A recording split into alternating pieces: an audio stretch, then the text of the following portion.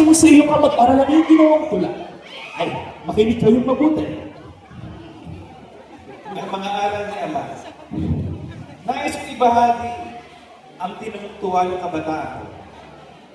Ang pag-ibig ni Ama ay siya naging mamula ng pagkabata ko.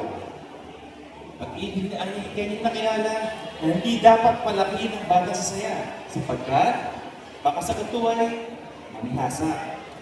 Batang sa paglaki, walang manap ng ginawa, sapagkat ang mundo ay bayan ng hinagpis.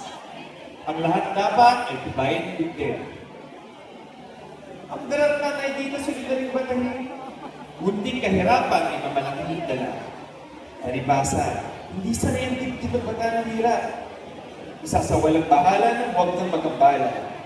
Ang laki sa layaw ay karating may hibay. Sa bait at kunting hati sa lahat. Masaklap na bunga ng malipurtingan, habang ng magulang sa ilog na anak. Sa taguling bunso at ng pagmamahal, ang isinasama ng bata sa pabayaan ng magulang na tamad. Ang lahat ng ito ay alam ni Ama, kaya kahit ang mga luha ni Ina ay hindi ininda. Pinatungkol sa isang mabait na maestrong marunong, dinitibang ating guro, ang ngalan ni Antenor. Bulag na isip natin kanyang inimulat, dinaging tunay sa ating diwa at gawa.